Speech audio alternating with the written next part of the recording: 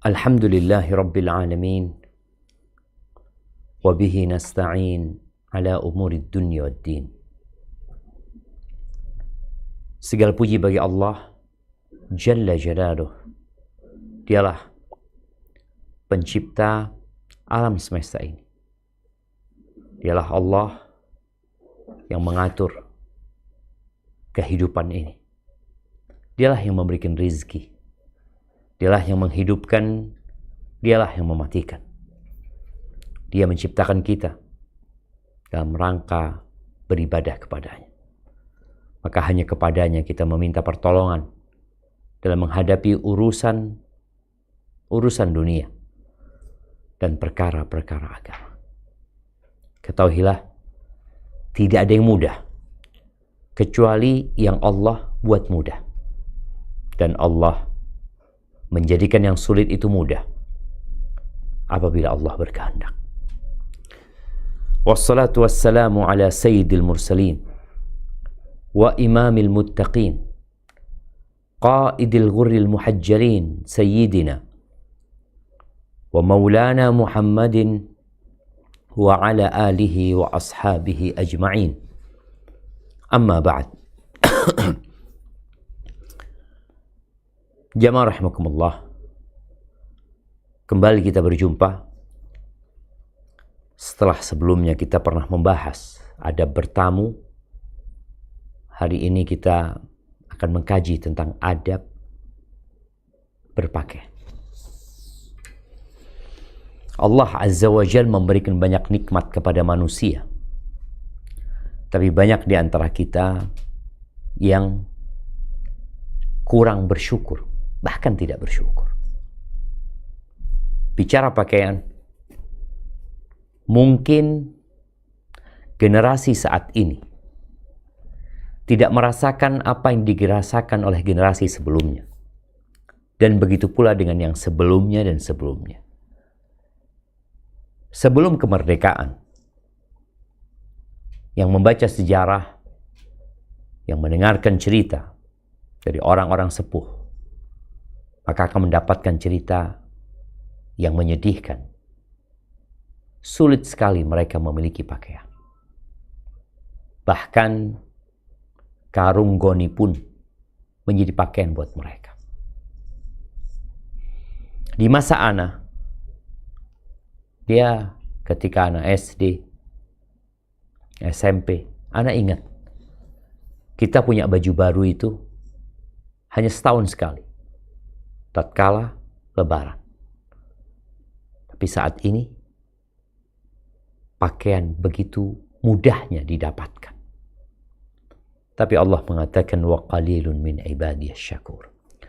Sedikit dari hambaku yang pandai bersyukur. Ketika pakaian sudah banyak, ternyata banyak manusia yang tidak mengenakan pakaian yang seharusnya. Maka perlu kita belajar tentang adab berpakaian. Pakaian itu membedakan antara manusia dengan binatang. Tapi ternyata di masa sekarang ada binatang-binatang yang dikasih pakaian yang menutup dirinya dan pemiliknya tidak berpakaian yang beradab. Kita melihat anjing-anjing yang diberi pakaian.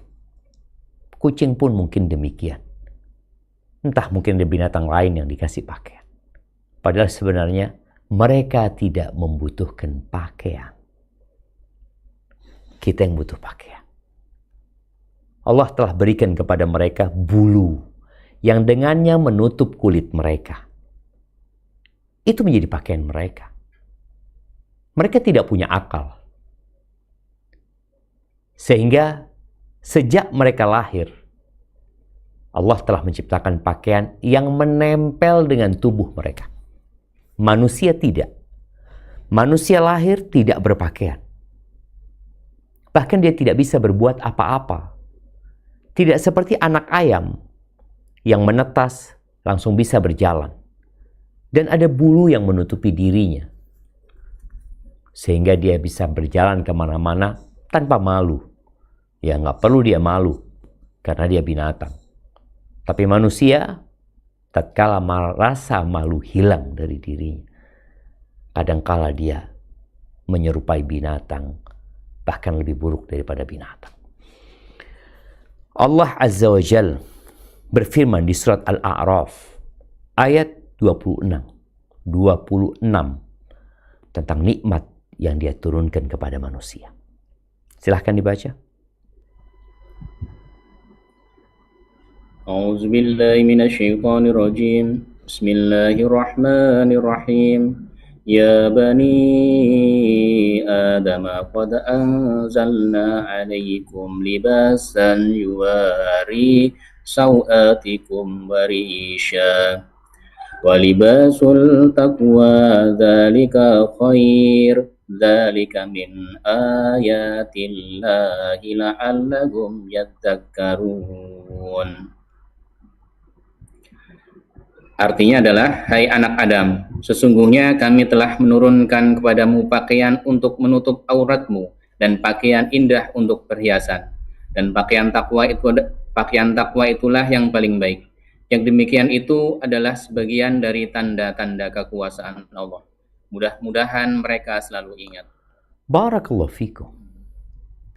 Allah sebutkan bahwa pakaian itu Allah turunkan untuk manusia, yang salah satu hikmahnya adalah menutup aurat. Kenapa perlu ditutup aurat manusia? Dalam rangka menjaga kehormatan. Yang dengan terjaganya kehormatan, masyarakat akan terlindungi dari berbagai macam penyakit sosial.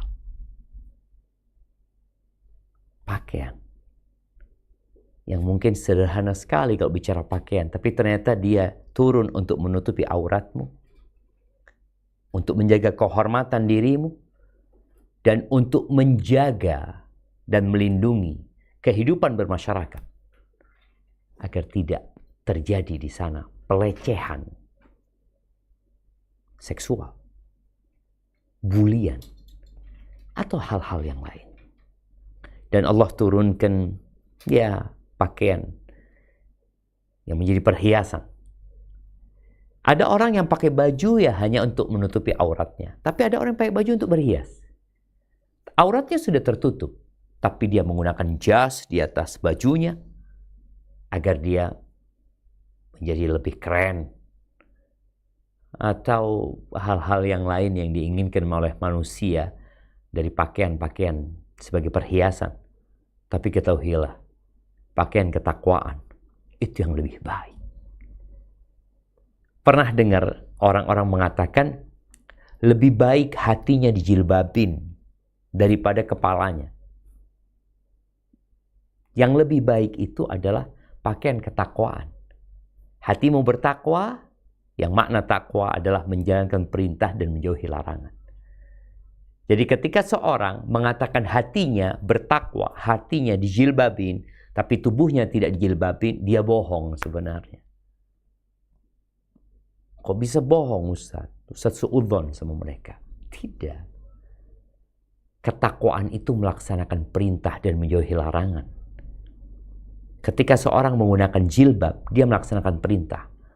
Ketika dia pakai jilbab, tapi ternyata dia masih ghibain orang, masih menipu orang lain, berarti dia belum bertakwa sebagaimana semestinya.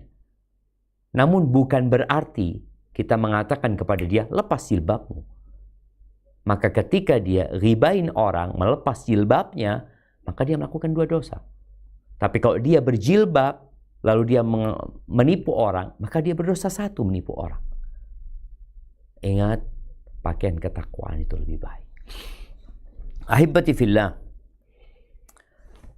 kita dilarang membuka aurat kita. Maka tadi kalau kita bicara adab, yang pertama adalah memang pakaian itu menutup aurat. Bukan bergaya. Bergaya itu nanti. Ada gaya yang boleh, ada yang nggak boleh. Kita ngelihat dunia mode pada saat ini, mereka menciptakan berbagai macam pakaian.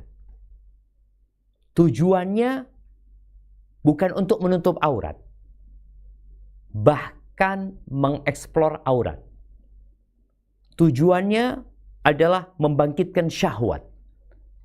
Kalau enggak, mereka enggak ingin itu. Lu gimana sih? Ketika aurat dibuka, maka ada syahwat yang dibangkitkan di sana. Percaya atau enggak? Ya mungkin ada orang yang enggak percaya ya. Tapi tanyalah kepada laki-laki yang jujur. Dan kepada wanita yang berakal sehat. Engkau akan mendapatkan jawaban yang sebenarnya. Allah menyebutkan bahwa melepas pakaian, membuka aurat, itu fitnah. Kita baca ayat selanjutnya. Di surat Al-A'raf, ayat 27. Apa kata Allah Azza wa Jalla?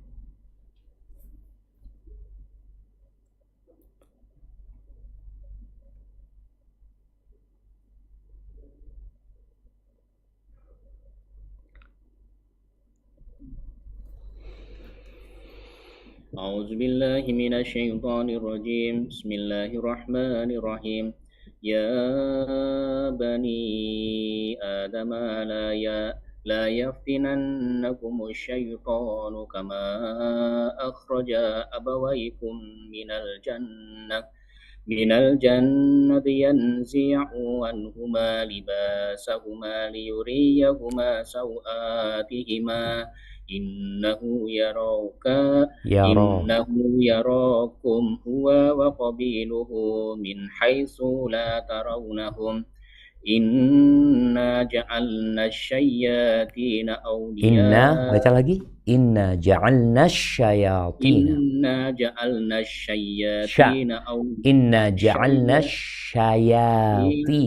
Inna ja'alna syayatina awliya'a lilladina la yu'minun. Ahsan. Hai anak Adam, janganlah sekali-kali kamu dapat ditipu oleh setan sebagaimana ia telah mengeluarkan kedua ibu bapakmu dari surga. Ia menanggalkan dari keduanya pakaiannya untuk memperlihatkan kepada keduanya auratnya. Sesungguhnya ia dan pengikut-pengikutnya melihat kamu dan suatu tempat yang kamu tidak bisa melihat mereka. Sesungguhnya kami telah menjadikan setan-setan itu pemimpin-pemimpin bagi orang-orang yang tidak beriman. Barakallahu fikum. Orang yang menyingkap auratnya, kemudian menampakkannya kepada manusia, dia sedang ditipu sama setan. Bagaimana setan berhasil menipu ayahanda Adam sehingga tersingkap auratnya? Maka kita jangan mau ditipu oleh setan. Pakaian itu selain untuk menutup aurat, menjaga kehormatan, melindungi masyarakat, pakaian itu juga untuk menjaga manusia dari panas dan dingin. Kita tahu ketika turun hujan, orang-orang pakaiannya berubah. Pakai jas hujan. Ketika musim dingin, dia akan mengenakan mantel yang tebal. Ketika mereka berada di salju, pakaiannya berbeda. Ketika panas, seperti di Jaziratul Arab umpamanya, kita lihat pakaian mereka berubah. Tapi ketahuilah, ada adab berpakaian. Muncul manusia-manusia yang membuat adab dan etika yang sesuai dengan tradisi dan budaya serta akal mereka tanpa ada agama yang menjadi rujukan dan pedoman bagi mereka. Sehingga mereka berpikir pakaian itu yang penting sopan. Ketika engkau berada di pantai, maka bikini yang sopan pada waktu itu. Ketika engkau ada di kampus, kuliah, ya ada pakaian yang sesuai di sana. Ketika engkau berada di mall, mungkin pakaianmu berbeda. Mereka hanya berpikir budaya, adat, dan tradisi. Kita tahu, sampai hari ini mungkin ya, ada manusia-manusia yang hidup tidak berpakaian. budaya dan tradisi mereka. Hanya alat vitalnya aja yang ditutupi. Sisanya nggak ada. Subhanallah. Kalau kita menjadikan standar adab itu adalah budaya dan tradisi, maka kita akan melihat kekacauan. Karena semua memiliki budaya dan tradisi. Islam bukan agama yang menentang budaya dan tradisi, ya. Mengakomodir budaya dan tradisi yang tidak bertentangan dengan syariat dan agama. Maka bicara adab yang pertama berpakaian, maka hendaklah pakaian itu menutup aurat. Menutup auratnya. Ya, hendaklah pakaian itu lebar, ya. Kemudian tidak membentuk anggota tubuh. Karena kadang-kadang ada orang mengatakan, enggak, ini pakaianku sudah menutup aurat. Orang berpikir auratnya perempuan itu kulitnya. Sehingga dia kalau pakai baju yang ketat, kemudian dia pakai kerudung, cukup. Enggak. Karena aurat itu bukan hanya kulit, bentuk tubuhmu juga itu harus ditutupi. Maka nggak boleh pakai yang ketat. Dan kalau bicara aurat laki-laki, maka antara pusar dan lutut. Antara pusar dan lutut. Apakah pusar dan lutut itu masuk aurat? Ini ada khilaf di antara para ulama. Jadi yang boleh disebut disepakati, auratnya itu adalah antara pusar dan lutut. Apakah pusar itu masuk aurat yang harus ditutupin? Apakah lutut itu masuk aurat yang harus ditutupin? Ini ada khilaf di antara para ulama. Sebagian ulama menguatkan bahwasanya lutut dan pusar itu tidak termasuk aurat yang harus ditutupi. Tapi masalah ini panjang ya, kalau mau bahas khilaf yang terjadi. Baik, itu yang pertama, buat kaum laki-laki. Adapun buat wanita, subhanallah, semua tubuh wanita adalah aurat. Semua wanita adalah aurat. Apakah wajah dan kedua telapak tangan itu masuk aurat? Nah, di sini ada khilaf. Jumhur ulama berpendapat telapak tangan dan wajah aurat. Tapi sebagian ulama lainnya mengatakan enggak, wajah dan telapak tangan tidak masuk aurat. Tapi kita tidak sedang membahas masalah khilafiyah tersebut. Kalau kita ikut pendapat yang seluruh tubuhnya aurat kecuali wajah dan tangan, maka harus ditutup selain wajah dan tangan dengan pakaian. Allah Azza wa Jalla berfirman di surat Al-Ahzab ayat 59. Ini ayat perlu kita baca supaya kita tahu bahwa menutup aurat itu syariat, bukan adat. Karena apa? Bangsa Arab sebelum datangnya Islam, mereka biasa telanjang. Jadi, apa istilahnya, nudis mungkin ya buat orang-orang yang suka telanjang itu. Mereka biasa telanjang, bahkan tawaf telanjang. Di depannya Ka'bah mereka tawaf telanjang. Ketika mereka bekerja ya, kemudian mereka membutuhkan sesuatu untuk menjadi pelindung pundak mereka. Mereka buka sarungnya, telanjang mereka taruh, sudah bawa kerja dengan telanjang. Dan wanita-wanitanya, itu tadi sudah disebutkan bahwasanya mereka tidak berjilbab. Bahkan Khadijah radhiyallahu taala anha, dia tidak pernah berjilbab selama hidupnya sampai meninggal dunia. Kenapa? Karena belum turun syariat jilbab. Turunnya perintah berjilbab itu di kota Madinah. Sedangkan Khadijah meninggal dunia 3 tahun sebelum hijrah. Maka nggak kenal. Kalau dia mengatakan, oh itu adat dan budaya orang Arab. Loh, orang Arab itu paling kalau bicara adat dan budaya, mereka paling buka-bukaan seharusnya karena hawanya panas di sana. Jilbab itu membuat gerah. Tapi kenapa mereka lakukan itu? Karena perintah agama, perintah Sang Pencipta Allah Azza wa Jalla. Coba kita baca ayatnya. Nah, Al-Ahzab ayat 59. A'udzubillahi minasyaitonir rajim. Bismillahirrahmanirrahim. يا أيها النبي قل لأزواجك وبناتك ونساء المؤمنين يدنين عليهن من جلابيبهن ذلك أدنى أن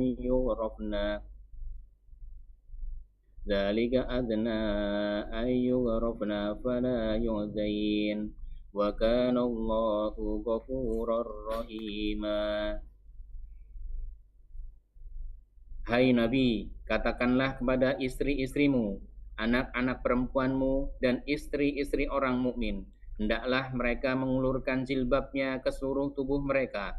Yang demikian itu supaya mereka lebih mudah untuk dikenal. Karena itu mereka tidak diganggu. Dan Allah adalah Maha Pengampun lagi Maha Penyayang. Subhanallah, ternyata jilbab ini identitas. Makanya ada busana muslim. Jadi supaya engkau tahu yang kau pakai itu busananya siapa. Identitasmu atau identitas orang lain gitu.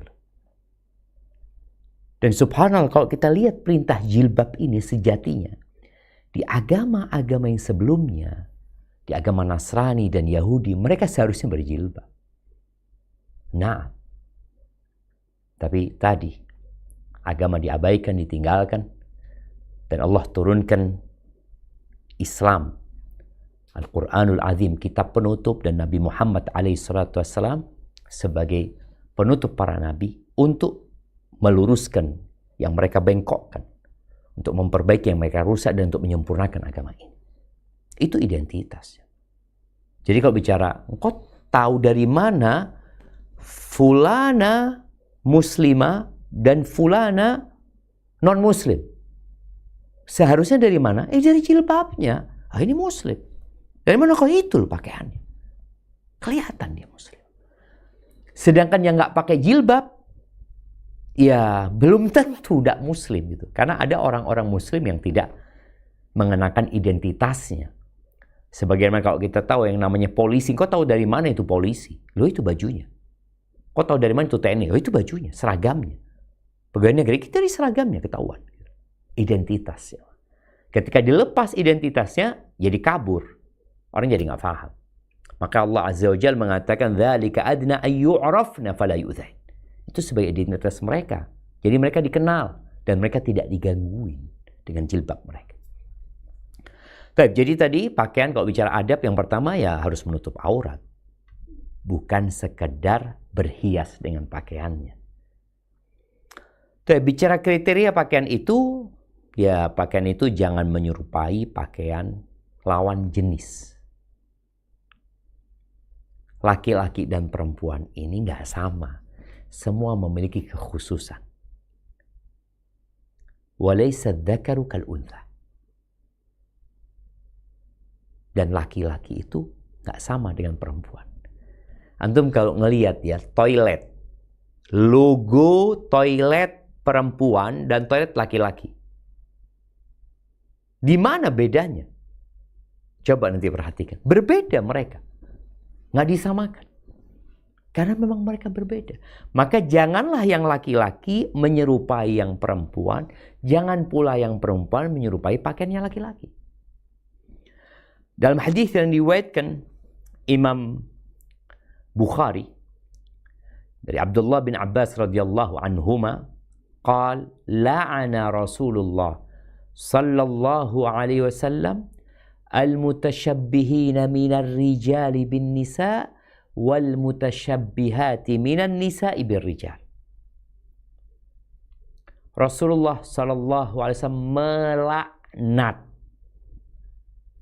melaknat. Kita itu, oh aku ingin minta syafaatnya Rasul sallallahu alaihi wasallam, aku berharap mendapatkan syafaatnya Nabi Muhammad alaihi salatu wasallam.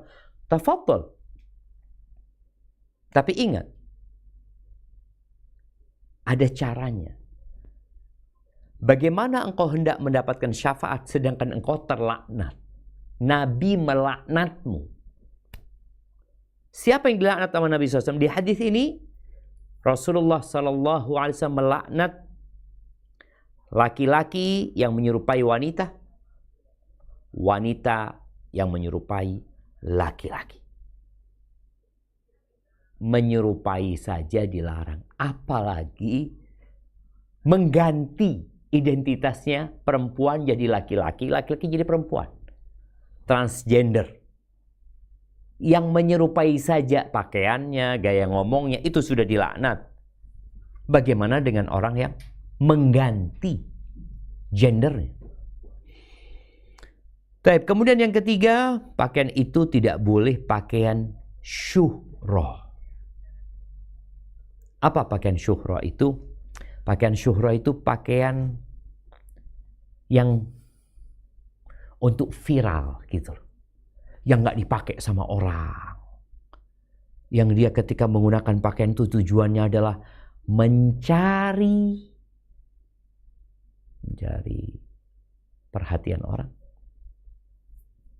Maka ini termasuk dilarang. Tujuan pakaian itu apa tadi? Engkau berhias, fadhol. Tapi jangan sampai pakaianmu ini pakaian yang dimaksudkan untuk tampil beda dan mencari perhatian. Kata Nabi SAW dalam hadis yang diriwayatkan Imam Ahmad, "Man labisa thawba syuhratin fid dunya." Barang siapa yang mengenakan pakaian syuhrah, pakaian untuk ketenaran di dunia, dan dia ingin tenar, dia ingin jadi viral, dia ingin jadi buah bibir manusia dengan pakaian dia, pakaian yang aneh-aneh ya. Ya Allah, wallah, apakah masuk ya orang-orang yang karnaval ya, yang mereka menggunakan pakaian yang aneh-aneh, yang tujuannya adalah untuk dilihat sama orang, untuk dikenal sama orang, untuk ketenaran. Barang siapa yang pakai pakaian syuhrah di dunia, albasahullahu yaumal qiyamati thawba madallah. Maka Allah akan kenakan kepada dia, untuknya pada hari kiamat, pakaian kehinaan. Niatnya sudah nggak benar. Jadi orang pakai baju syuhrah ini kadang-kadang niatnya udah nggak benar. Apa yang menjadi standar baju itu, baju syuhrah atau tidak? Para ulama menyebutkan bahwa standarnya adalah ya boleh jadi uruf, tradisi dan budaya yang ada di masyarakat. Masyarakat biasa pakai baju apa sih? Ya, kayak gitu udah kita pakai baju yang biasa dipakai masyarakat. Bukan baju yang tujuannya untuk mencari perhatian dari masyarakat. Jadi tadi kalau pakaian ini pakaian yang lumrah, nggak ada masalah kita pakai. Tapi ingat adab yang pertama tetap menjadi acuan, menutup aurat. Baik, kemudian tidak boleh sombong dan berlebih-lebihan. Nggak boleh sombong dan berlebih-lebihan.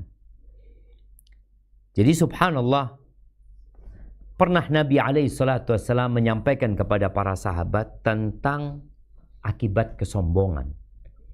Beliau mengatakan sallallahu alaihi wasallam, la yadkhulul jannah man kana fi qalbihi mithqalu dzarratin min kibir.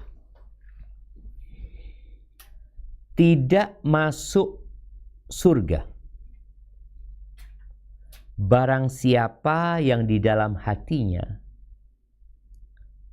ada seberat dzarrah, seberat semut kecil dari kesombongan, enggak masuk surga. Qala rajul, ada seorang dari sahabat Nabi yang berkata, innar rajula yuhibbu an yakuna thawbuhu hasanan wa na'luhu hasanah. Sesungguhnya seorang itu ada yang suka pakai baju bagus. Bagus bajunya. Dia pakai sandal yang bagus juga. Takut orang ini, apakah pakai baju yang bagus, pakai baju yang mahal, yang indah, yang elegan, itu termasuk sombong. Maka kata Nabi SAW, Innallaha jamilun yuhibbul jamal. Sesungguhnya Allah itu maha indah dan Allah cinta dengan keindahan. Al-kibru batarul haqqi wa ghamtun nas. Yang namanya sombong itu adalah menolak kebenaran dan meremehkan orang. Jadi kalau kita pakai baju itu dengan hati meremehkan orang-orang lain, berarti kita sombong. Tapi kalau kita baju hanya untuk supaya aku suka yang bagus, gitu, nggak apa-apa, tafadhol. Tapi tanpa meremehkan orang lain. Kemudian Nabi SAW mengatakan, Kulu washrabu watasaddaqu walbasu. Kalian silahkan makan. Kalian silahkan minum. Kalian silahkan bersedekah. Kalian silahkan berpakaian. Tuh. Makan, minum, sedekah, pakaian. Fi ghairi makhilatin wala saraf. Dengan catatan, bukan karena congkak dan angkuh, dan tidak pula berlebih-lebihan. Innallaha yuhibbu an tura ni'matuhu ala abdi. Allah itu suka nikmat yang Allah berikan kepada hambanya nampak dan terlihat. Artinya ketika Allah berikan kepada antum rizki, bajunya udah lusuh, udah lama, udah nggak layak, ya udah, kan kau beli pakai baju yang bagus gitu. Allah suka gitu, nikmatnya terlihat di diri hambanya. Tapi ingat catatannya, tidak sombong dan tidak berlebih-lebihan. Ada orang tidak mampu tapi gayanya sok kaya. Bahkan kadangkala kelihatannya lebih kaya dari orang kaya. Padahal bajunya KW. Tujuannya sudah kadangkala nggak benar. Padahal utang. Jadi pakai baju bagus itu nggak masalah. Nabi SAW pakai baju bagus kadangkala. Yang penting bajunya ya tidak berlebih-lebihan dan bukan baju yang terlarang. Kemudian ada anjuran dalam adab berpakaian ini untuk tawadhu ya.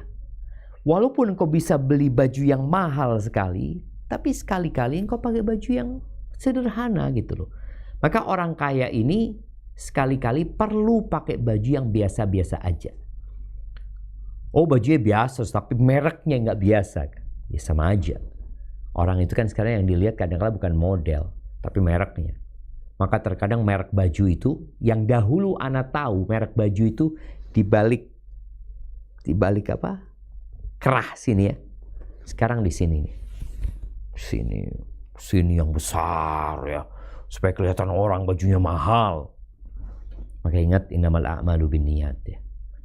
Dan Nabi SAW mengatakan al-badadatu minal iman. Sikap sederhana, biasa-biasa aja, tidak menampakkan kekayaan itu termasuk dari keimanan. Sebagaimana termasuk keimanan itu, termasuk sunnah itu, sekali-kali kau berjalan nggak pakai alas kaki. Nah, ahibati fillah, kemudian di antara adab, bajunya itu tidak bergambar. Apalagi gambarnya salib. Gambar ini gambar yang bernyawa ya. Gambar yang bernyawa, karena kita lihat sekarang ada orang-orang pakai baju, ada gambarnya mungkin artis yang dia kagumi. Mungkin ada gambarnya ya penyanyi yang dia ngefans sama dia. Kadang kalau gambarin gambar orang-orang kafir lagi yang dia pakai di dada dia, di punggung dia. Maka hindarin hal yang seperti itu. Aisyah radhiyallahu taala anha mengatakan, lam yakun Rasulullah sallallahu alaihi wasallam yada'u fi baitihi thawban fihi taslib illa naqadahu. Nabi alaihi salatu wasallam tidak membiarkan pakaian yang ada salibnya, gambar salibnya, kecuali beliau rusak bentuk salib itu. Dan kita tahu juga berkaitan dengan gambar yang bernyawa ini, malaikat itu nggak masuk ke rumah yang di dalamnya ada gambar makhluk yang bernyawa. Kadangkala kita lihat ya, anak-anak sedih berangkat ke masjid, di belakangnya ada gambar setan-setan ya, tengkorak-tengkorak, yang kadangkala kata-katanya kata-kata yang tidak pantas untuk ada di pakaian seorang muslim. Dia mengundang laknat untuk dirinya sendiri. Taib. Yang selanjutnya, jangan atau ada larangan mengenakan sutra bagi kaum laki-laki dan emas. Sutra dan emas bagi kaum laki-laki. Rasulullah sallallahu alaihi wasallam mengatakan, inna hadaini haramun ala dzukuri ummati. Sesungguhnya dua hal ini itu haram dipakai untuk kaum laki-laki dari umatku. Nabi SAW mengambil emas dan mengambil perak ya. Beliau letakkan mengambil emas dan perak dan sutra. Beliau meletakkan sutra di tangan kanannya dan mengambil emas letakkan di tangan kirinya, kemudian berkata, inna hadaini haramun ala dzukuri ummati. Dua ini supaya mereka ngelihat, bukan hanya mendengar, supaya mereka juga faham apa yang diharamkan. Dua hal itu diharamkan atas laki-laki dari umatku. Hadisnya diriwayatkan oleh Abu Dawud dan disahihkan oleh Syekh Albani rahimahullahu ta'ala. Boleh buat laki-laki pakai sutra di pakaiannya itu ya nggak lebih dari 4 jari. Ini menurut pendapat yang rajih di antara penjelasan para ulama ya, didasarkan larangan-larangan menggunakan sutra dan ada pembolehan dalam kondisi tertentu. Ada orang yang kena penyakit kulit. Apabila dia pakai baju yang biasa, ya gatel umpamanya. Tapi dia kalau pakai sutra nggak apa-apa, nggak gatel gitu. Ya sudah, itu berarti kondisinya darurat. Kemudian bagi kaum laki-laki termasuk adab tidak memanjangkan pakaiannya melebihi mata kaki. Tidak melebihkan pakaiannya melebihi mata kaki. Ini kalau bicara masalah isbal, ini dikenal dengan isbal ya. Ada perbedaan pendapat di antara para ulama. Ada yang berpendapat bahwasanya haram memanjangkan pakaian melebihi mata kaki kalau sombong. Kalau nggak sombong, makruh. Jadi tetap sebenarnya nggak boleh. Ini mungkin salah satu pendapat Al-Imam An-Nawawi rahimahullahu ta'ala dalam masalah ini sebagaimana disebutkan dalam kitabnya Riyadhus Shalihin.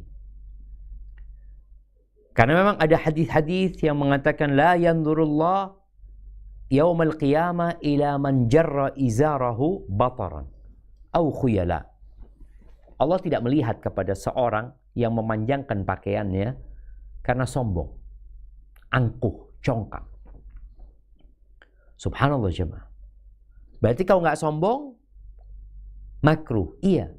Ini pendapat Imam Nawawi. Tapi ada yang mengatakan nggak, dua-duanya terlarang. Hanya saja kalau sombong, hukumannya double. Kalau dia nggak sombong, hadis Nabi SAW mengatakan, ma asfal ka'bain minal izar fa finnar.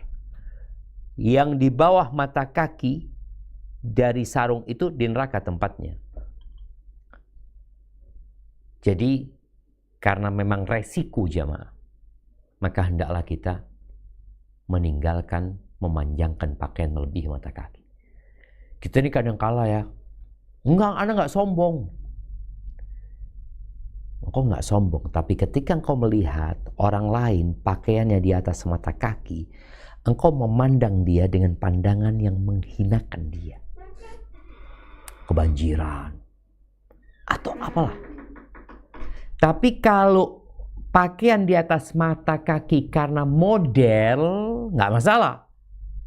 Beberapa tahun yang lalu itu ada celana-celana yang di atas mata kaki. Yang pakai ya public figure. Maka kemudian engkau memandangnya bagus. Engkau mengangkat pakaianmu di atas mata kaki bukan karena perintah Nabi SAW, tapi karena engkau mencontoh orang-orang tersebut. Maka ingat, resiko ketika engkau memanjangkan pakaianmu di atas mata kaki. Tinggikan pakaian. Di atas mata kaki, ya paling tidak sampai ke bawah mata kaki. Umar bin Khattab radhiyallahu anhu pernah ketika dia sudah mau meninggal dunia, setelah dia ditusuk ya, dia di atas ranjang dibesuk sama para sahabat dan para tabi'in. Ada seorang pemuda yang datang kemudian memberikan salam buat Umar bin Khattab, lalu dia pergi. Ketika dia pergi, alhamdulillah, yahdikum wa yuslih balakum. Umar melihat pakaian orang ini di bawah mata kaki. Maka Umar bin Khattab radhiyallahu anhu mengatakan, rudda alayya syab, rudda alayya syab. Kembalikan pemuda tadi. Dipanggil pemuda itu.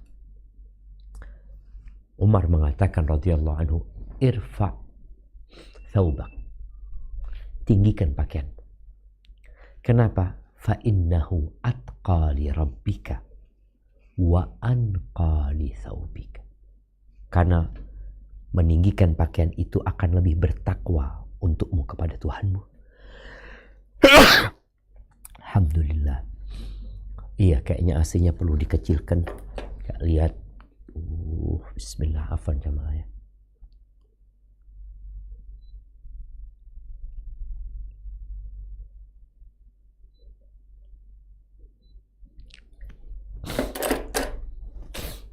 Iya. Umar mengatakan itu akan lebih bertakwa untukmu kepada Tuhanmu. Karena tadi melaksanakan perintah Nabi SAW ya. Takut dengan adab Allah Azza wa Jalla dan lebih bersih untuk baju. Adapun buat wanita, ketika Nabi SAW menyebutkan larangan pakaian itu menutupi mata kaki atau di bawah mata kaki, maka ada seorang wanita yang bertanya, Asma kalau nggak salah, bagaimana dengan perempuan-perempuan? Karena anggapan Asma, hadis ancaman ini mencakup dan meliputi para wanita. Maka Nabi SAW mengatakan yudnina shibran. Dia panjangin satu jengkal dari setengah betis. Karena ada hadis mengatakan izratul mu'min nisfus saq.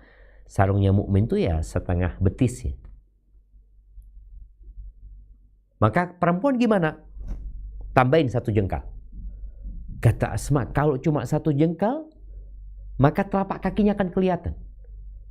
Maka Nabi SAW mengatakan, yudnina dhira'an wala yazid. Atau kama qala Rasul SAW. Dia tambahkan satu hasta, tapi jangan lebih lagi.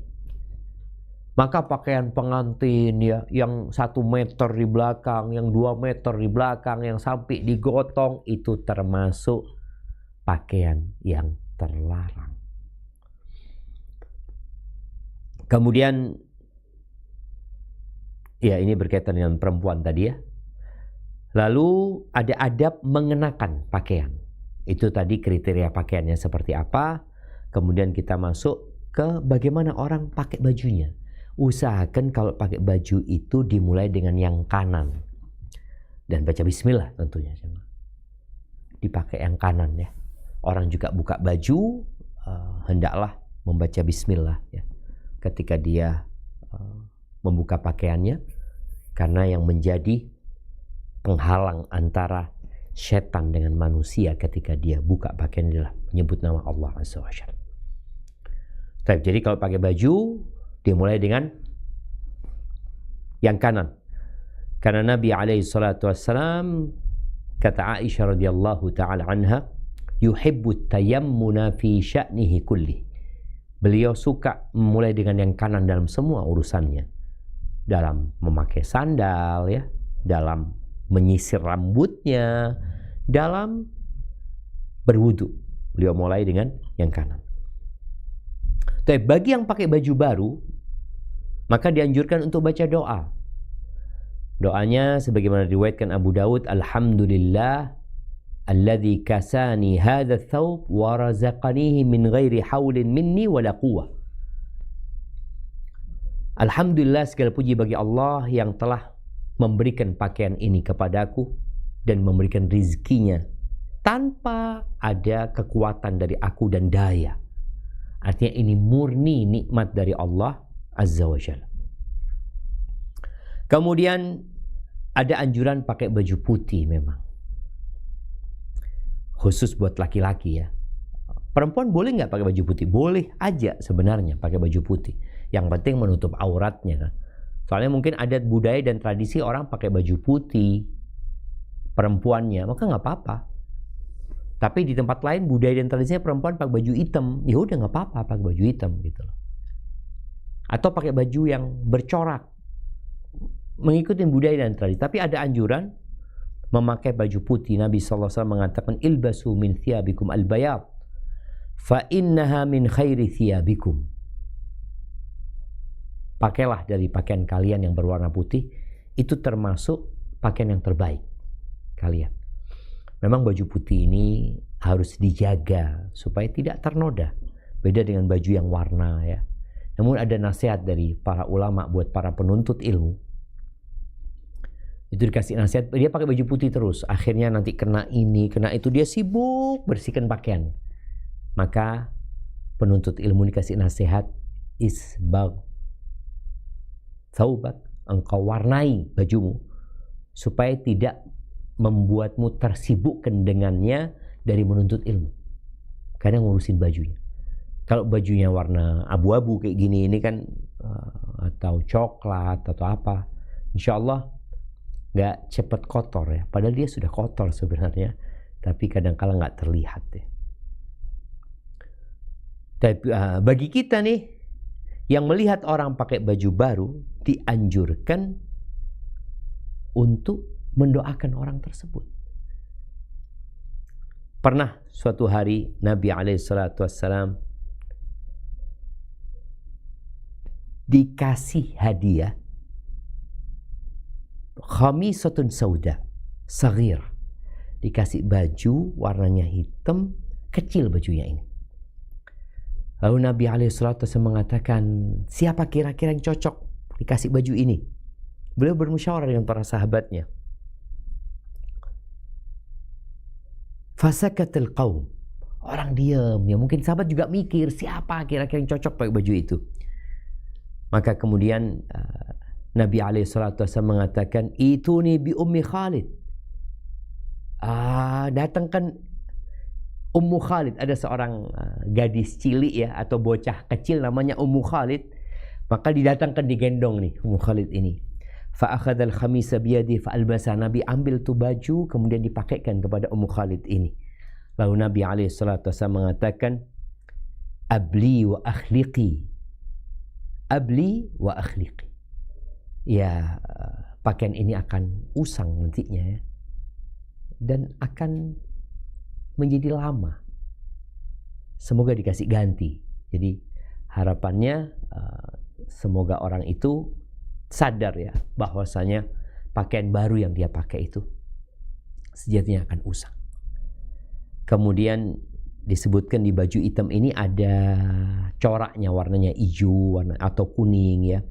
Lalu Nabi SAW mengatakan, ya Ummah Khalid, hadza sana. Khalid, bagus nih bajunya nih, indah bajunya ini. Jadi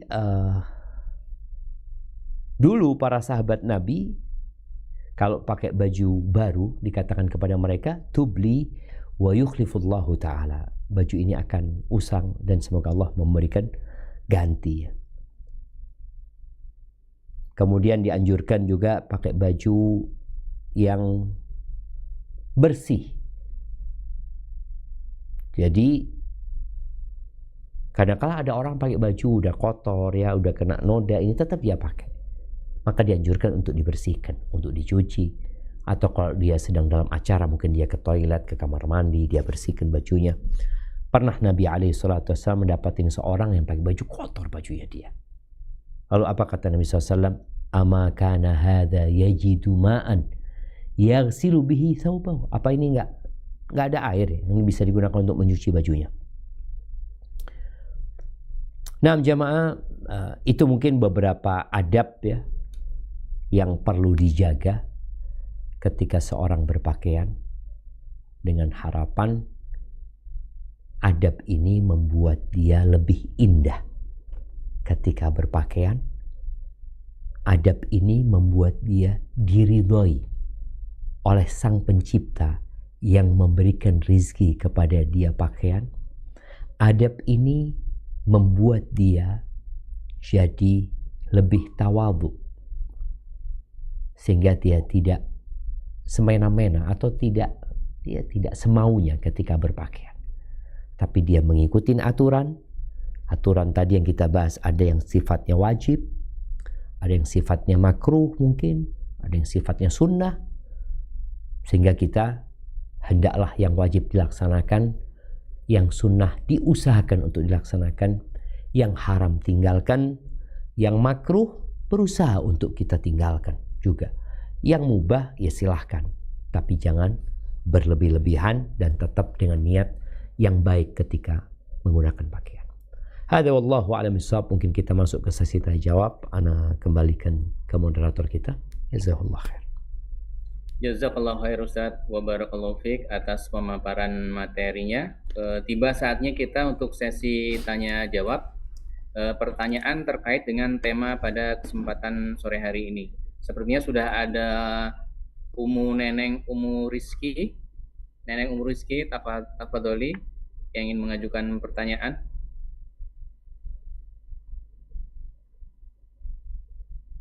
Assalamualaikum Ustadz. Semoga Ustadz Allah berikan rahmat dan keluarga.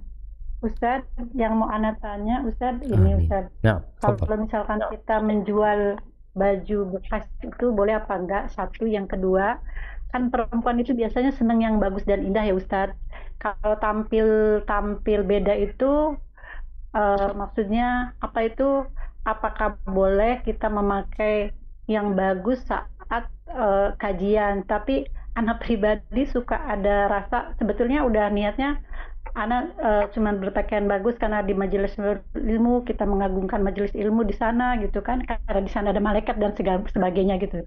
Nah terus tapi itu gimana ya Ustadz? Terus nanti suka ada langsung kayak bisikan, maksudnya kamu sombong, baju kamu bagus, tapi Ana suka menampikan atau harus bagaimana Ana harus bersikap dengan kondisi baju yang kita pakai. Dan yang ketiga boleh Ana tanya Ustadz, yang ketiga ini Ustadz, kalau misalkan kita pakai untuk perempuan itu sebaiknya rambutnya itu harus dipanjangkan atau boleh dipendekkan sampai sepundak? Jazakallahu Ustadz, mohon penjelasan. Barakallahu fikum. Iya, berkaitan dengan pakaian wanita, tadi tujuan berpakaian adalah untuk menutup aurat.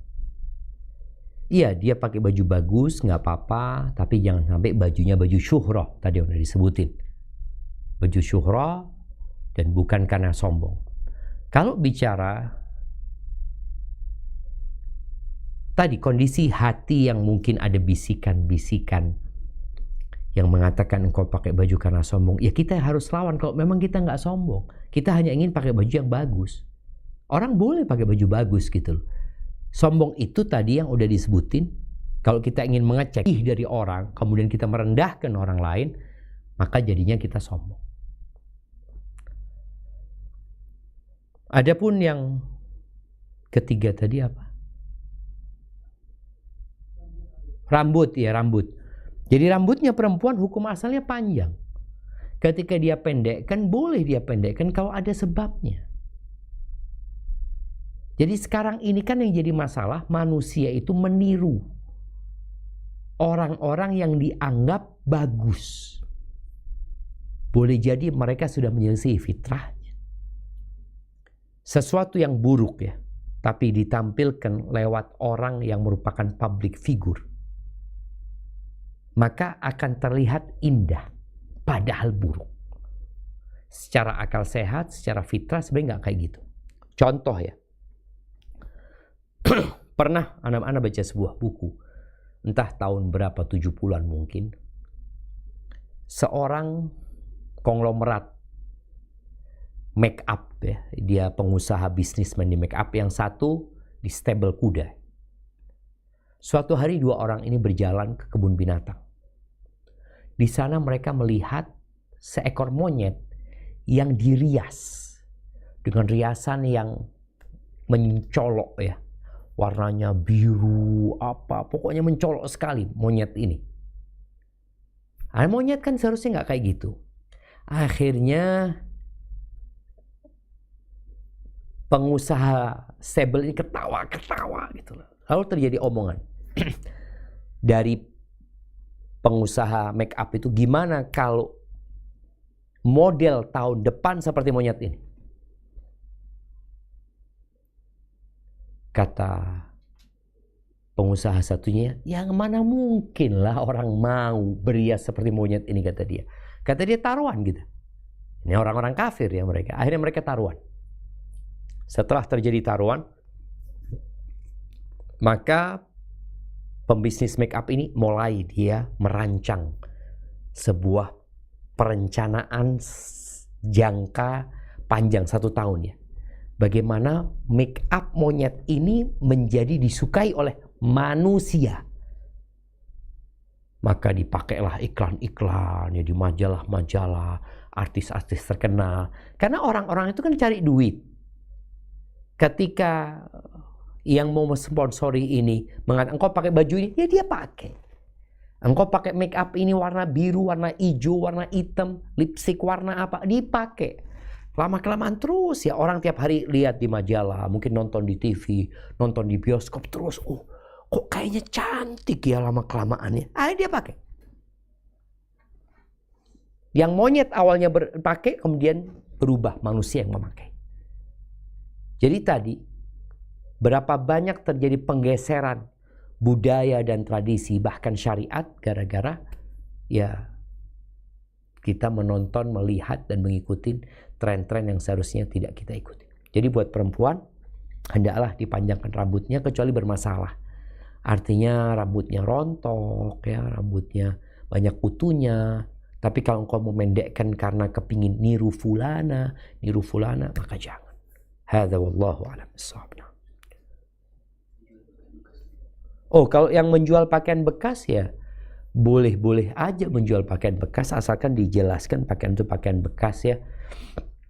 Ini kalau pakaiannya memang diperbolehkan untuk dijual. Di Jember itu ada orang jual pakaian bekas ya. Karena pernah waktu itu beli, waktu di pondok ya, beli celana bekas, subhanallah, anak ingat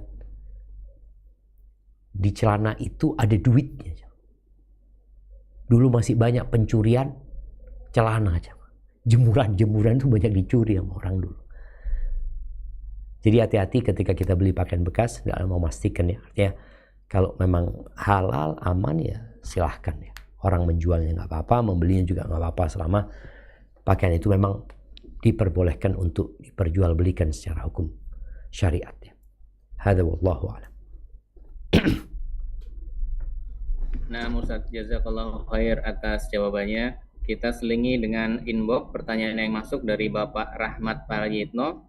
Assalamualaikum warahmatullahi wabarakatuh. Apakah ada warna khusus baju yang sesuai sunnah untuk ikhwan atau akhwat?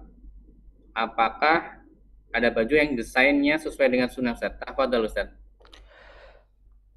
Nah, kalau bicara warna maka sebenarnya bebas. Kalau yang sesuai dengan sunnah tadi udah disampaikan bahwa Nabi SAW menganjurkan untuk pakai baju putih. Wa kaffinu fiha mautakum, dan kafani dengan putih itu jenazah-jenazah kalian. Makanya dianjurkan mengkafani dengan warna putih. Itu aja sih. Kalau pakai baju warna hijau, Nabi pernah pakai baju warna hijau, Nabi pakai baju warna merah, Nabi pakai baju warna hitam ya. Ada larangan pakai baju muasfar ya. Muasfar itu yang dicelup dengan warna seperti za'faron ya, warna seperti kuning ya. Kuningnya kuning kunyit mungkin seperti itu ya. Itu ada yang pakaian-pakaian yang memang warnanya khusus dipakai buat wanita, tidak buat laki-laki. Tapi kalau secara umum tadi yang dianjurkan adalah menggunakan pakaian berwarna putih. Adapun buat wanita bebas ya. Memang disebutkan bahwasanya wanita-wanita sahabat ketika ada perintah atau turun perintah memakai jilbab, mereka itu akhirnya mengambil jemuran yang ada di depan rumah mereka, kain-kain mereka untuk menutup diri mereka, dipasang ke kepalanya supaya mereka benar-benar tertutup ya. Sampai-sampai seakan-akan di kepala mereka itu ada burung gagak.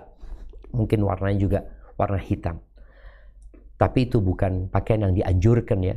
Karena juga ada yang berpendapat warna hitam adalah warna yang digunakan untuk berkabung ya. Untuk berkabung. Padahal enggak. Itu dipakai bebas. Pakai kapan saja dan bukan pakaian khusus untuk berkabung. Hadza wallahu a'lam bissawab. Nah, Ustaz, jazakallahu khair Ustaz atas jawabannya. Selanjutnya pertanyaan dari Ummu Muhammad melalui resen. Tafadhali Ummu.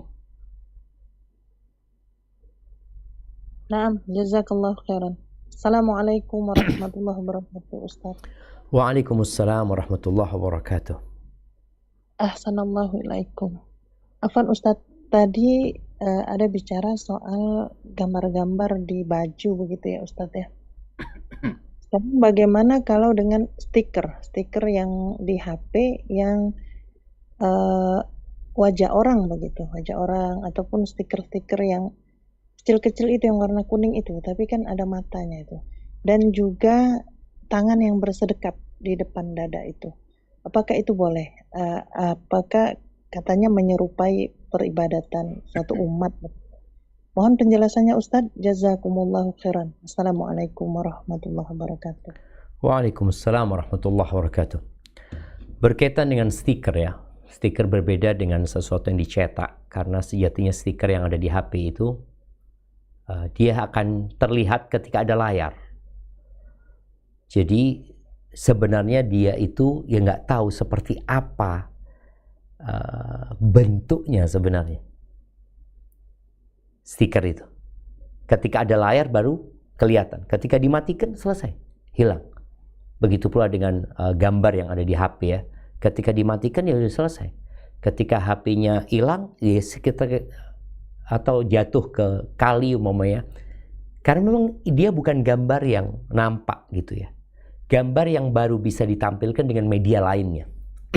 Wallahu a'lam, mungkin nggak ada masalah. Kecuali memang gambarnya gambar yang terlarang ya, yang ada di situ. Adapun berkaitan dengan emoticon ya, yang ada matanya, tapi itu kan bukan wujud manusia sebenarnya. Hanya bulatan-bulatan seperti itu. Walaupun mungkin sebagian ulama lebih baik dihindari. Mungkin bisa ditanyakan ke yang lainnya. Adapun berkaitan dengan sendekap ya, Anda nggak tahu kalau itu.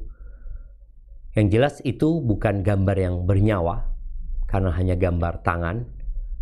Kalau bersedekapnya itu dikatakan menyerupai agama, peribadatan agama lain, wallahu a'lam, karena umat Islam juga bersedekap ya. Jadi mungkin ada ibadah yang sebenarnya dilakukan oleh banyak agama umpamanya. Namun bukan berarti tatkala kita melakukannya kita menyerupai mereka, karena ini syariat yang Allah turunkan kepada kita. Jadi kita sholat ya bersedekap gitu loh. Tapi kalau dikatakan kemudian menyerupai agama lain, wallahu a'lam bishawab, ana rasa boleh jadi agama itu yang meniru dari kita, atau boleh jadi ini syariat termasuk dari agama-agama yang sebelumnya memang. Hadza wallahu a'lam bissawab. Nah, Ustaz, jazakallahu khair Ustaz atas pertanyaannya. Kemudian dilanjutkan dari pertanyaan melalui chat dari Ibu Leni. Pertanyaan yang cukup menarik, Ustaz. Assalamualaikum warahmatullahi wabarakatuh, Pak Ustaz. Waalaikumsalam warahmatullahi wabarakatuh. Bagaimana dengan kaum perempuan memakai bawahan dengan celana panjang, tapi tidak ketat? Apakah boleh? Terutama di pekerjaan yang mengharuskan kita untuk banyak bergerak. Repot jika menggunakan atau pakai rok, Ustaz. Terima kasih sebelumnya, Ustaz. Barakallahu fikum. Naam, ahibati fillah. Ketika seorang wanita dia harus menggunakan celana, dan celananya itu celana yang khusus buat wanita dan tidak menutup, tidak membentuk tubuhnya ya. Dan atasannya itu atasan yang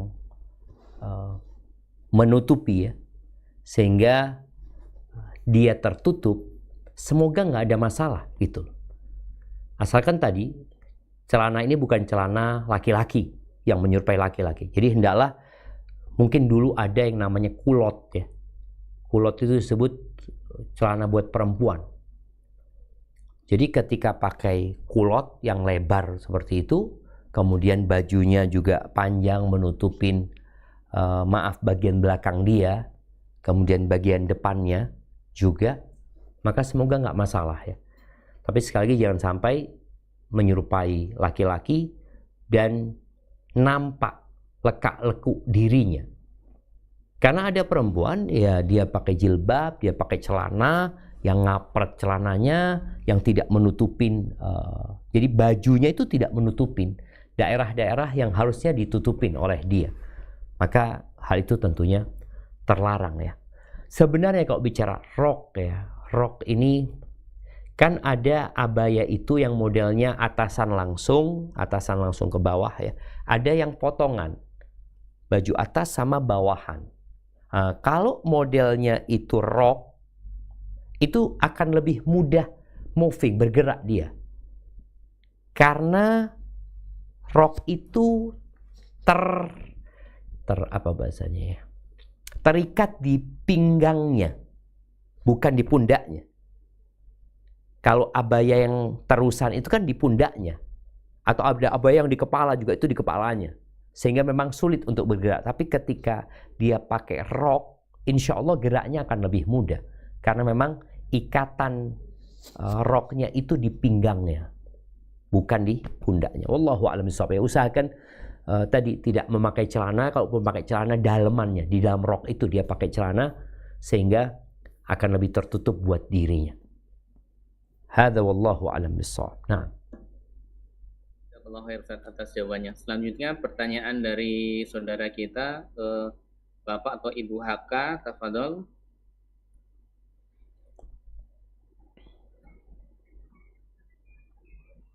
Silakan pada Bapak Ibu HK. Saya Ahwat Ustaz.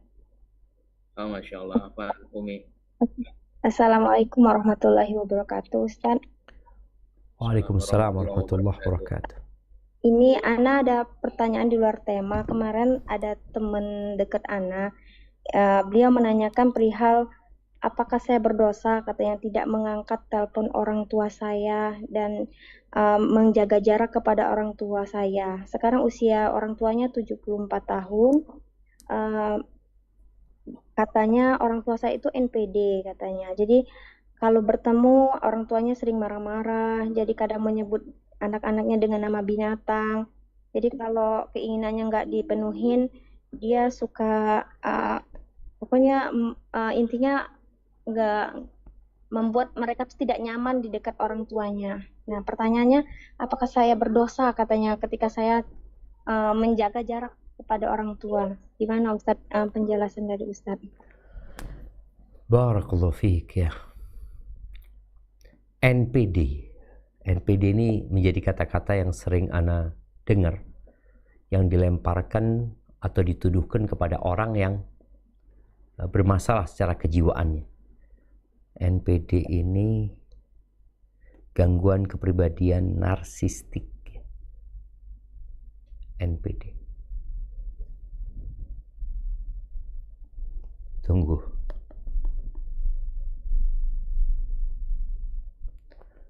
Iya. Yang pertama, ketahuilah kewajiban seorang berbakti kepada orang tuanya. Orang tua kita adalah pintu surga buat anak-anak. Ada yang orang tuanya jahat sama anaknya. Tapi ingat, engkau pernah kecil yang saat itu engkau sangat membutuhkan kedua orang tua. Engkau pernah digendongan mereka. Engkau pernah kencing mungkin di baju mereka. Engkau pernah membangunkan mereka ketika mereka sedang tidur. Engkau pernah sakit, kemudian keduanya harus mengantarkanmu ke rumah sakit. Ada banyak ceritamu dengan orang tua yang seharusnya kisah perjalanan hidupmu bersama orang tua engkau sempurnakan dengan sekarang berbuat baik kepada orang tua. Oke, dia menyakitin. Ya udah, ketika engkau sudah tahu orang tuamu seperti itu, jadilah orang yang cuek. Masa bodoh. Nggak usah dimasukkan ke hati. Lakukan yang seharusnya kau lakukan terhadap orang tua. Bicara orang tua, engkau punya kewajiban memberikan nafkah, oke, berikan kepada orang tua nafkah. Kalau permintaannya aneh-aneh, yang kau nggak harus turutin. Tapi kalau bicara orang tua, telepon, angkat teleponmu. Angkat teleponnya, ya udah dengerin. Kadang nggak usah didengerin, biar dia ngoceh, ngomong ini tuh. Dia sudah tua. Mungkin dia juga punya masalah sehingga dia lampiaskan kepada anak-anaknya. Karena kewajiban kita berbakti sama orang tua. Itu saat orang tua kita mukmin yang soleh. Kita wajib berbakti. Kalau orang tua kita muslim tapi fasik, kita tetap wajib berbakti. Kalau orang tua kita kafir, wajib berbakti. Orang tua kita kafir dan menyuruh kepada kekafiran, tetap berbakti. Tapi tidak mentaati perintah dia untuk melakukan kekufuran. Maka nasihat ana, mulailah belajar menjadi orang yang tebal kupingnya, yang tidak semua ucapannya, omongan orang tua dimasukkan ke hati, dan kau ingat dengan kebaikan-kebaikan orang tua, sehingga keburukan itu ya gak seberapa dengan kebaikan mereka kepadamu, yang mengajarimu sampai engkau bisa jalan, engkau bisa berbicara, engkau bisa besar seperti ini. Hadza wallahu a'lam bissawab. Nah. Atas jawabannya. Kemudian pertanyaan selanjutnya melalui inbox. Bismillah, Ustadz, bagaimana kalau ada penyakit saraf kejepit di leher? Cuma bisa memakai khimar selutut. Kadang kalau lagi kambuh, pusing atau sesak napas, pakaiannya yang sepanjang menutup dada lebih sedikit. Kalau yang khimar di atas mata kaki nggak kuat berat menekan kepalanya. Apakah berlalu Quran surat 64, 16 Ustaz? Mungkin ada rukhsah Ustaz, atau bagaimana sebaiknya Ustaz? Jazakallah ya Ustaz. Tafadhol Ustaz. Iya. Makanya tadi Ana sampaikan, jadi pakaian itu ada yang yang diletakkan di pundak, ada yang diletakkan kepala, ada yang diletakkan di pinggang. Maka buat perempuan yang seperti itu, ketika dia berat kalau pakai baju yang di atas kepalanya, ya, sehingga dia pusing, maka boleh jadi dia pakai yang lebih ringan, pakaian. Atau tadi umpamanya kalau dia pakai yang selutut, umpamanya berat buat kepalanya, mungkin dia bisa pakai yang di atasnya lutut. Yang penting tadi bagaimana pakaian dia itu tidak membentuk tubuhnya, tidak ketat, tidak membentuk tubuhnya, gak ada masalah insya Allah. Adapun model pakaian ini tidak terlalu penting gitu loh. Modelnya harus seperti ini, seperti itu, enggak. Yang penting tadi bajumu tidak membentuk tubuhmu dan auratmu tertutup dengannya. Hadza wallahu a'lam bissawab. Nah.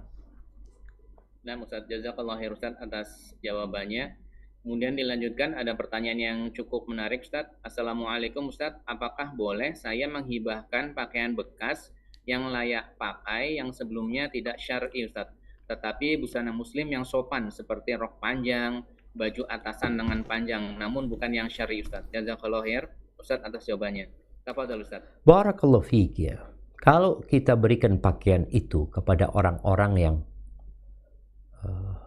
sedang belajar untuk pakai baju, maksudnya dia pakaiannya lebih buruk dari itu, kita kasih itu supaya dia membaik, walaupun kita tahu pakaian itu sebenarnya nggak syar'i, tapi paling tidak lebih baik daripada yang dia pakai. Semoga nggak masalah. Cuma karena ada orang-orang yang harus melalui proses umpamanya. Karena kita tahu dia pakaiannya terbuka ini itu, ya kita kasih baju itu, semoga dia mau pakai sehingga dia menutupin auratnya mungkin tidak secara sempurna. Semoga itu jadi kebaikan ya buat dianya. Tapi kalau kita berikan kepada orang yang sudah pakaiannya syar'i, kemudian dia jadi pakai seperti itu, maka nggak boleh. Atau boleh jadi pakaian itu digunakan di dalam rumah gitu ya, untuk dipakai di dalam rumah, insya Allah nggak ada masalah yang seperti itu. Hadza wallahu a'lam bissawab. Nah Ustadz, jazakallahu khair Ustadz atas jawabannya. Pertanyaan selanjutnya adalah, Assalamualaikum Ustadz, izin bertanya, bagaimana adab berpakaian olahraga indoor untuk akhwat Ustadz? Apakah tetap berhijab? Barakallahu fiik. Jazakallahu khair Ustadz. Tafadhol Ustadz. Nah, barakallahu fiik ya, berkaitan dengan pakaian akhwat ketika dia indoor bersama akhwat ya, maka pakaian biasa aja. Nggak pakai jilbab dia gitu, nggak harus pakai jilbab. Dia mungkin yang biasa terlihat nggak ada masalah, terlihat lengannya, terlihat bahunya umpamanya ya. Karena memang ada khilaf di antara para ulama ya, aurat wanita dengan wanita itu, sebagian berpendapat aurat wanita dengan wanita itu seperti laki sama laki-laki, antara pusar sama lututnya. Karena perempuan ini kadang-kadang harus menyusui anaknya seperti itu, sehingga terlihat wadahnya di hadapan teman-teman akhwatnya umpamanya seperti itu. Jadi tadi pakailah pakaian yang sopan ya, bukan yang vulgar yang kemudian membuat orang lain jadi melihat aurat kita. Jadi jangan sampai ketika berolahraga tapi nggak harus pakai jilbab, nggak harus pakai jilbab, nggak harus pakai yang panjang umpamanya, nggak, dia boleh pakai yang lengan pendek umpamanya. Insya Allah yang seperti itu nggak apa-apa salah apabila antara wanita dengan wanita, karena memang aurat antara wanita dengan wanita seperti yang disebutkan antara pusar dan lututnya. Hadza wallahu a'lam bissawab. Nah. Masya Allah, alhamdulillah. Jazakallah ya Ustadz atas jawabannya. Mungkin ini pertanyaan terakhir Ustadz dari Umu Erlina. Mungkin nanti dilanjutkan langsung kesimpulan ya Ustadz. Siap. Assalamualaikum Ustadz, izin tanya, bagaimana hukum akhwat yang bekerja sebagai tenaga kesehatan dan diwajibkan memakai seragam kerja, celana panjang, kemudian kerudung dimasukkan ke arah mungkin dimasukkan di dalam baju ya Ustadz, yang tidak menutup dada, panjang lengan 3/4 dengan alasan keluasan bergerak dan pencegahan infeksi, dan diwajibkan juga untuk bermake up dan berparfum dengan alasan pelayanan prima atau service excellent ke pasien. Jazakallahu khair Ustaz, barakallahu fiik. Masya Allah, barakallahu fiikum. Nah, ahibati fillah, ini pentingnya seorang belajar agama. Ada aturan yang dibuat oleh manusia. Ada aturan yang dibuat oleh Sang Pencipta. Seharusnya aturan-aturan yang dibuat oleh manusia tidak boleh bertentangan dengan aturan yang dibuat oleh Sang Pencipta. Karena Allah Azza wa Jalla ketika membuat sebuah aturan, aturan ini sudah sesuai dengan kebutuhan manusia. Tapi terkadang, ya, manusia ini nggak nurut gitu loh dengan aturan yang ada. Ya, dengan aturan yang dibuat manusia juga kadang-kadang nurut, apalagi dengan aturan yang dibuat oleh Allah Azza wa Jalla yang dia beriman secara gaib dengan Allah Azza wa Jalla. Maka tadi kalau pakaiannya, kita sudah bahas bagaimana adab berpakaian. Ketika ternyata dia berpakaian tapi masih menampilkan dadanya, ada orang-orang yang berpakaian tapi tampak telanjang. Dia pakai celana yang kemudian bagian pantatnya terlihat, dan ketika jalan itu bisa dilihat. Ketika dia duduk mungkin akan terlihat bagian depannya. Terus ditambah lagi yang harus pakai parfum, yang harus pakai make up. Yang dijual itu apanya dari perempuan ini sebenarnya? Maka perempuan itu ketika dia hendak bekerja, maka hendaklah dia menjual keterampilannya. Dia jual keahliannya. Dia jual keilmuannya, bukan tubuhnya. Kalau tadi memang ada tempat-tempat kerja mungkin di beberapa rumah sakit yang disyaratkan pakaian itu harus, bukan pakaiannya, orang yang kerja sudah disyaratkan apa istilahnya, look like apa? Good looking ya, good looking. Jadi memang sudah mau dijual nih orang ini. Maka kemudian dia dirias ya, di lipstick. Tujuannya apa? Engkau memberikan pelayanan apa sekarang? Pelayanan kesehatan, ya berikan pelayanan kesehatan yang baik. Oh enggak, ini supaya orang itu lebih tertarik ketika mencium parfumnya. Nabi SAW mengatakan, Allah jamaah, dunia ini enggak akan benar jalannya kecuali mengikut syariatnya sang pencipta dunia. Ayyuma imra'atin ista'tarat famarrat ala qaumin liyajidu riha fahiya zaniyah. Kata Nabi SAW, wanita mana saja, apapun pekerjaannya, apapun jabatannya, yang dia menggunakan parfum, kemudian dia melewatin laki-laki, yang akan berdampak laki-laki itu mencium aromanya, maka perempuan ini adalah pezina. Sampai seperti itu Nabi SAW memberikan ancaman. Kenapa? Karena kita ingin menjaga masyarakat ini, melindungi dari perzinaan, melindungi dari yang namanya perselingkuhan, pelecehan. Kenapa banyak terjadi perzinaan di tempat kerja? Bahkan mungkin bisa dilihat ya, tempat kerja yang lebih banyak perselingkuhan terjadi di sana. Salah satunya itu ternyata, mana lupa ya, nomor berapa, tempat kerja di kesehatan. Mungkin di rumah sakit, mungkin di klinik, di mana. Karena interaksi laki dengan perempuan yang begitu dekatnya, apalagi tadi dengan syarat-syarat dia harus pakai parfum, harus pakai make up. Loh, ini yang dilihat apa? Aku ingin menikmati wajahnya. Engkau diperintah untuk menundukkan wajahmu, menundukkan matamu untuk tidak melihat.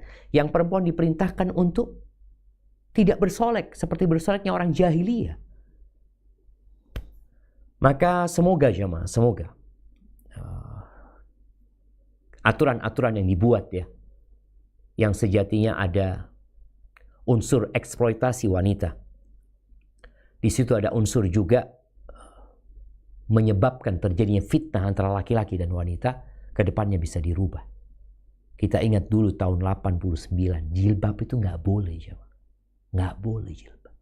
Anak-anak SMA, anak-anak kuliah itu diusir jemaah. Bahkan mereka harus berhenti dan pindah sekolah. Karena aturannya. Seragam itu kayak gitu, seragam sekolah. Padahal kepala sekolahnya muslim. Bupatinya muslim. Menteri pendidikannya muslim. Presidennya muslim. Tapi karena faktor kurangnya ilmu dan kurangnya kepedulian kepada agama. Sekarang alhamdulillah pelan-pelan ya. Mungkin tadi memang ada yang belum sempurna. Tapi harapannya ke depan akan menjadi lebih baik insya Allah. Ahibati fillah. Sebagai penutup ya, ingat, huffatil jannah bil makarih wa huffatin nar bis syahwat. Ketahuilah bahwa al-jannah, surga Allah Azza wa Jalla, itu dikelilingi dengan perkara-perkara yang dibenci oleh jiwa. Yang namanya adab, yang namanya etika, yang namanya aturan, kadang-kadang berat buat kita untuk mengamalkannya. Ya memang untuk masuk surga itu butuh melawan syahwat kita. Adapun neraka itu dikelilingi dengan perkara-perkara yang disukai oleh syahwat. Jadi kalau engkau mau masuk neraka, nggak perlu tanya siapa-siapa. Nggak perlu engkau konsultasi, aku mau masuk neraka, nggak perlu. Engkau ikutin syahwatmu, engkau sampai neraka. Tapi kalau engkau mau masuk surga Allah Azza wa Jalla, maka engkau harus tahu jalan menuju ke surga. Dan jalan itu sulit, butuh perjuangan. Namun ketahuilah, kita tiap sholat mengatakan iyyaka na'bud wa iyyaka nasta'in. Hanya kepadamu kami beribadah dan hanya kepadamu kami meminta pertolongan. Maka teruslah memohon pertolongan kepada Allah Azza wa Jalla. Dunia ini akan kita tinggalkan. Profesi kita akan kita tinggalkan. Orang-orang akan lupa sama kita. Kita hanya akan menghadap Allah dengan amal perbuatan kita. Barakallahu fiik, semoga bermanfaat buat yang menyampaikan dan yang mendengarkan, yang benar dari Allah Azza wa Jalla. Kalau ada yang salah dan kurang berkenan itu dari diri anak pribadi, Allah dan Rasul yang terbebaskan dari kesalahan itu. Sampai berjumpa kembali, semoga senantiasa dalam lindungan ilahi. Anda kembalikan ke host kita. Jazakumullah khair. Anda mohon undur diri. Wassalamualaikum warahmatullahi wabarakatuh. Waalaikumsalam warahmatullahi wabarakatuh. Karena terbatasnya waktu dan banyaknya pertanyaan, jadi tidak semua pertanyaan bisa dijawab oleh Ustadz. Bagi pertanyaan yang belum dijawab oleh Ustadz, mungkin bisa ditanyakan pada kesempatan kajian yang akan datang. Demikianlah kajian bulanan Rumah Sakit Pelni pada kesempatan sore hari ini. Kami mengucapkan jazakumullahu khair kepada Ustadz Syafiq dan tim yang telah mensupport kajian ini, dan juga kepada jamaah yang telah hadir. Kami mengucapkan barakallahu fikum atas partisipasinya. Semoga menjadi tambahan amal kebaikan kelak di Yaumil Mizan. Kami yang bertugas izin pamit undur diri. Apabila ada tindakan atau kata-kata yang kurang berkenan selama kajian berlangsung, kami mohon maaf yang sebesarnya. Sebelum majelis ini ditutup, kita sama-sama tutup dengan doa kafaratul majelis. Subhanaka Allahumma bihamdika asyhadu alla ilaha illa anta astaghfiruka wa atubu ilaik. Wassalamualaikum warahmatullahi wabarakatuh.